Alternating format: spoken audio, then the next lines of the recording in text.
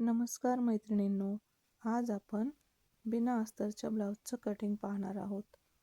तर मी इथे double folded blouse अथरला आहे आणि बंद बाजूला आपण पेपर पॅटर्नचा पाठीचा भाग ठेवलेला आहे. पाठीच्या भागाच्या समोर आपण बाही ठेवून घेतली आहे सुट्ट्या बाजूकडून आणि पाठीच्या भागाच्या वर साईड पट्टी आणि तिथे समोर कटोरी तिरकस पद्धतीने ठेवली आहे आणि साईड पट्टी ही परत एकदा फोल्ड करून त्याच्यावर ठेवून आपल्याला कट करायचे आहे. तर मग पहा, अशा प्रकारे आपलं पॅटर्न ठेवलेले आहेत ते व्यवस्थित पाहून घ्यायचे. आता खडूच्या साहाय्याने आपण एक एक पार्ट आखून घेणार आहोत. सर्वात प्रथम आपण पाठीचा पार्ट आखून घेणार आहोत. गळ्याच्या बाजूने व्यवस्थित आखून घ्यायचं आहे. खडूने आखलं तर ते आपल्याला नंतर पुसता पण येतं ब्लाऊज पीसवरचं. जो पार्ट आपण आखून घेतला तो उचलून साईडला ठेवून देऊया. आता आपण पुढचा पार्ट आखून घेऊया.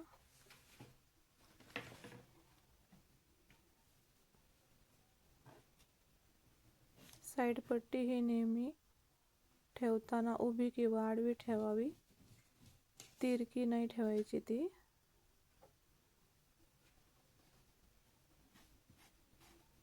प्रथम आपण बाही सुट्या बाजूकडून आपण बाही ठेवलेली आहे.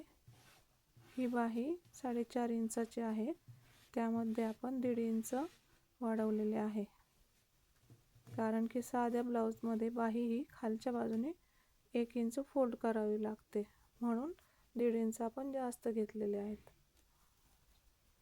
अस्तरच्या ब्लाऊजमध्ये बाही वाढवायची काही गरज नसते, फक्त 1 इंच वाढवून घ्यायचा असतो. बाहीचा पॅटर्न हे आपण उचलून साईडला ठेवून देऊया.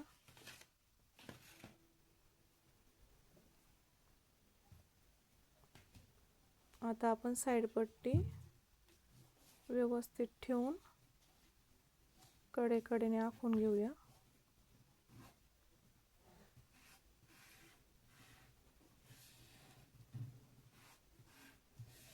एक्स्ट्रा आखायचं नाही आपल्याला, पेपर पॅटर्नच्या कडेकडेनेच आखायचं आहे.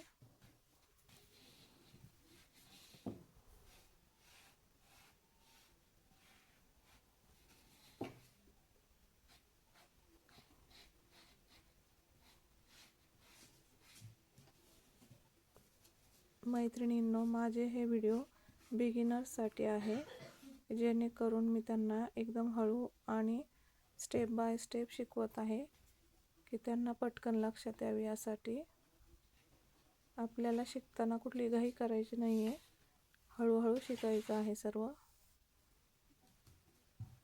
आपल्याला जमेल की नाही ते विचार करत बसायचं नाही, केलं तर सर्व होतं. आता कटोरी हा मी तिरकस ठेवला आहे.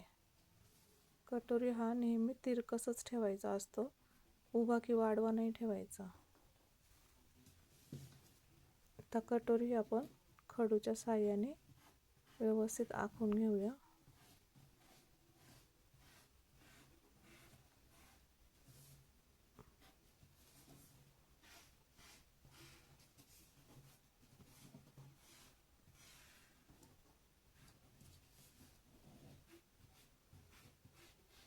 आपला कटोरी हा व्यवस्थित आखून झालेला आहे, तोही साईडला ठेवून देऊ.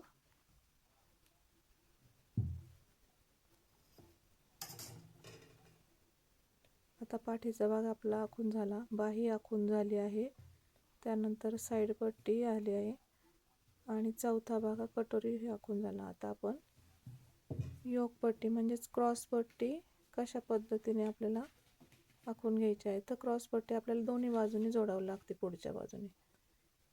त्यामुळे आपल्याला ही क्रॉस पट्टी, तो उरलेला कपडा आपण डबल फोल्ड, आधीच डबल फोल्ड केलेला आहे, पण पुन्हा एकदा त्याची डबल घडी करून त्याच्यावर क्रॉस पट्टी ठेवून ती खडूच्या साहाय्याने आखून घ्यायची आहे. म्हणजे आपल्याला 4 पदरी क्रॉस पट्टी मिळेल. म्हणजे एका बाजूला डबल आणि दुसऱ्या बाजूला डबल अशा पद्धतीने आपल्याला डबल क्रॉस पट्टी कापून घ्यायची आहे. आणि जो कपडा उरेल त्यामध्ये आपण काजबटन पट्ट्या, गळ्याच्या पट्ट्या आणि पाठीची पट्टी ॲडजस्ट करणार आहोत.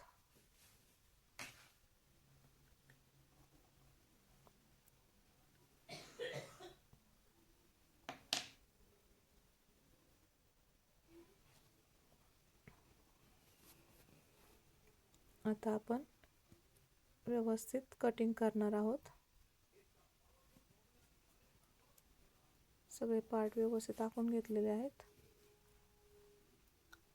क्रॉस पट्टी तुम्ही पाहू शकता मी पुन्हा डबल फोल्ड केली आहे, जेणेकरून आपल्याला डबल क्रॉस पट्ट्या मिळतील. चला तर मग सुरुवात करूया कटिंगला. सर्वप्रथम आपण पाठीचा भाग कट करणार आहोत.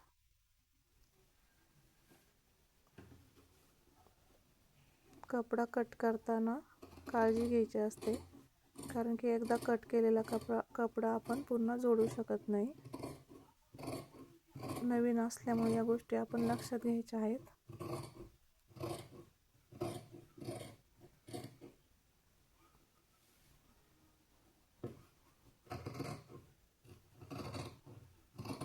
दुसरा पार्ट कट झाला नाही पाहिजे, ही काळजी घ्यायची आहे आपल्याला.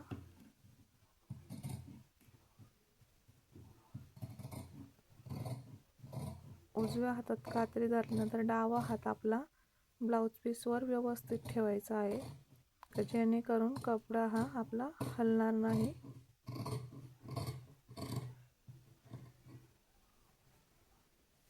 अशा प्रकारे आपला पाठीचा भाग व्यवस्थित कट होत आहे.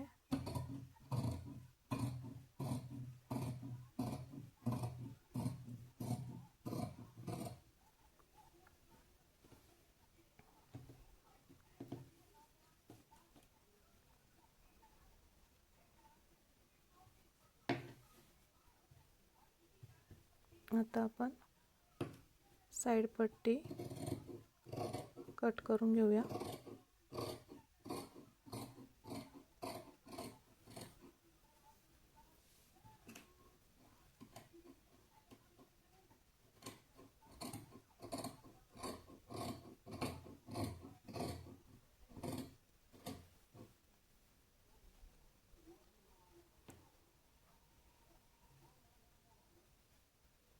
कटिंग करताना कपडा जास्त हलवायचा नाही आपल्याला.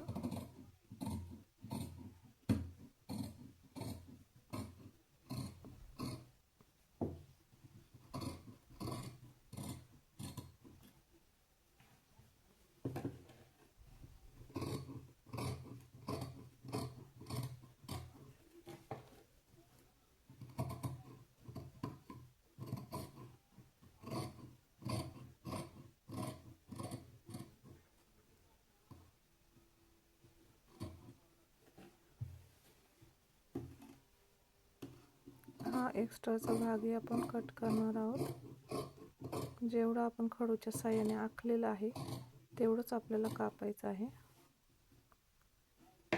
कटिंग ही व्यवस्थितच झाली पाहिजे, तरच ब्लाऊज व्यवस्थित शिवण्यात येत असतो. साइड पट्टी कट झाली. आता आपण बाही कट करून घेऊया.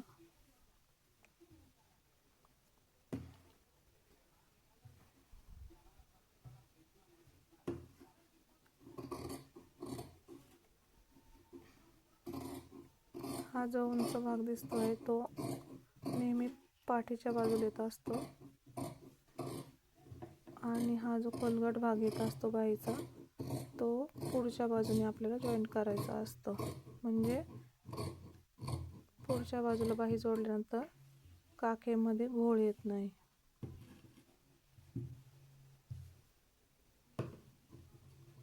खोलगट बाजू ही नेहमी पुढच्या बाजूला आली पाहिजे.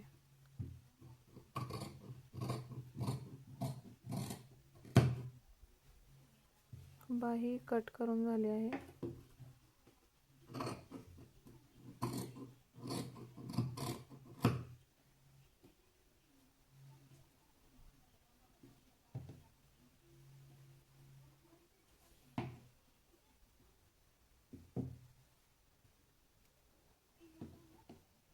आता आपण कटोरी कट करून घेऊया. कटोरी कट करतानाही आपल्याला काळजी घ्यायची आहे. कटोरीचा जो टक्सचा पॉईंट राहतो तो व्यवस्थित कट करून घ्यायचा आहे, कारण की तो पॉईंट जर आपल्याला समजलाच नाही तर मग आपण टक्स व्यवस्थित देऊ शकत नाही.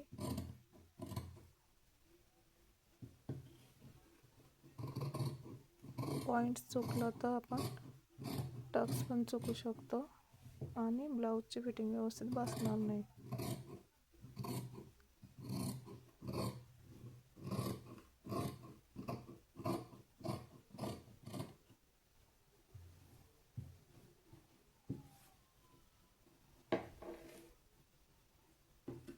हा एक्स्ट्राचा भाग कट करून टाकायचा.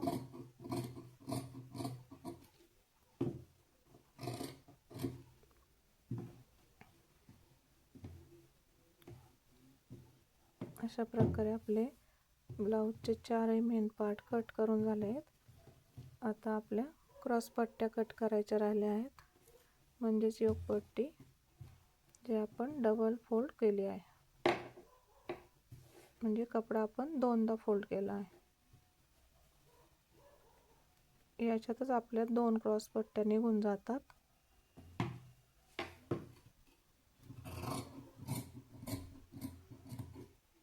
हा जो कमी उंचीचा भाग आहे तो कमरेकडे असतो आणि हा जास्त उंचीचा भाग आहे तो काजबटन पट्टीकडे येतो. जोडतानाही काळजी घ्यायची आहे. योक पट्टी कट झाली आहे. आता ती घडी ओपन करून मध्यातून कट करून घ्यायचं आहे, जेणेकरून आपल्याला 2 क्रॉस पट्ट्या मिळतील. अशा पद्धतीने 2 भाग करून घ्यायचे आहेत. ही एका बाजूची आणि ही दुसऱ्या बाजूची क्रॉस पट्टी आपल्याला मिळाली आहे.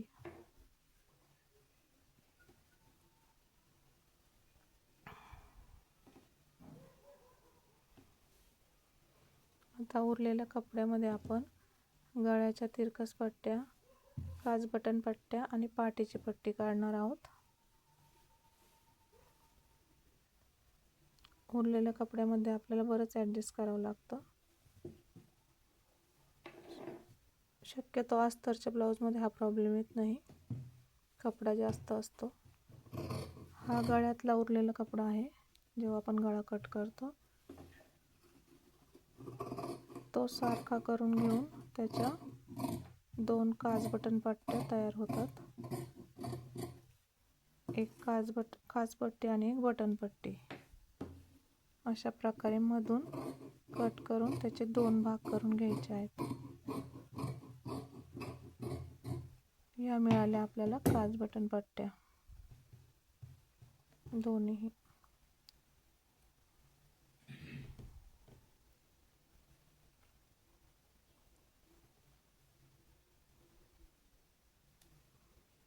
पहिले आपण गळ्याच्या तिरकस पट्ट्या काढून घेऊया, कारण की त्या मेन राहतात. पाठीला जरी ह्या तिरकस कट करून घ्यायच्या असतात, सरळ किंवा उभ्या किंवा आडव्या नाही, तर तिरकसच कट करायच्या. अशा पद्धतीने तिरकस पट्ट्यांचा गोठा नेहमी चांगला येतो. हा गोठ उलटत नाही. जेवढ्या पट्ट्या निघतील तेवढ्या काढून घ्यायच्या आहे. नंतर त्या मशीनवर एकमेकांना जॉईंट करून एक लांब गोटपट्टी तयार करून घ्यायची.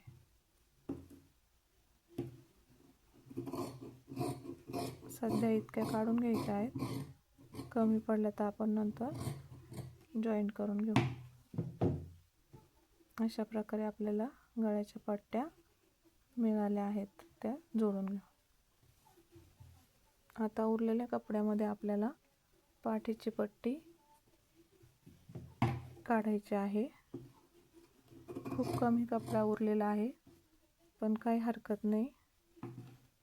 पट्ट्या जोडून आपण ह्या 2 पट्ट्या करून घ्यायच्या आहेत.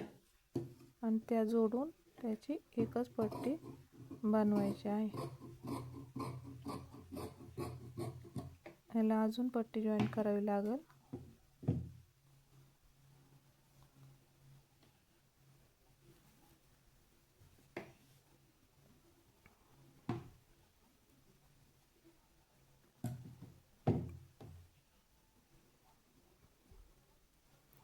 ब्लाऊज शिवताना मैत्रिणींनो, कधी कधी कपडा कमी पडतो, त्यावेळेस आपल्यालाच असे जॉईंट देऊन ब्लाऊज तयार करावा लागतो.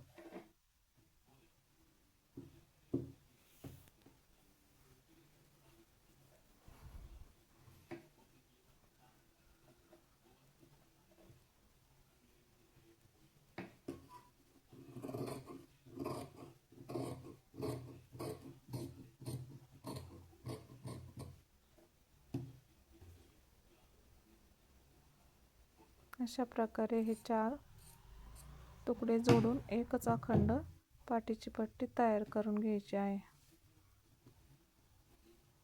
आता आपला पूर्ण ब्लाऊज कट करून झालेला आहे. ब्लाऊज शिवण्यासाठी जे आवश्यक 5 पार्ट असतात ते आपले कट करून झालेले आहेत.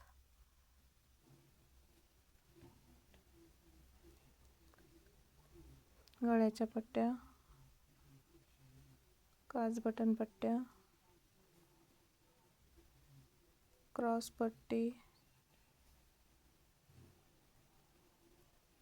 2 कटोऱ्या मिळालेल्या आहेत आपल्याला इथे, बाही, साईड पट्टी आणि पाठीचा भाग.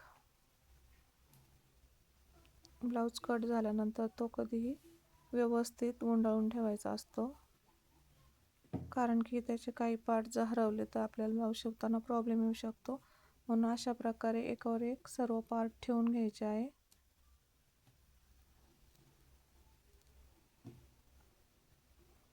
सर्व पट्ट्या वगैरे जपून ठेवायच्या.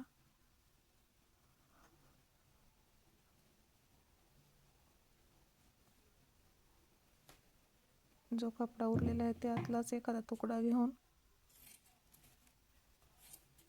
ब्लाऊजची गोल गुंडाळी करून ब्लाऊज बांधून ठेवायचा आहे. म्हणजे जेव्हा आपण शिवायला सुरुवात करू त्यावेळेस आपल्याला सोपं पडतं. कुठेही आपल्याला काही पट्ट्या वगैरे शोधाव्या लागत नाही. अशा प्रकारे. तर मैत्रिणींनो, आज आपण 36 साईजचा ब्लाऊज कट केला आहे. तुम्हाला कसं वाटलं माझं शिकवणं? आवडलं का? आवडलं असेल तर नक्की लाईक करा. Bye bye.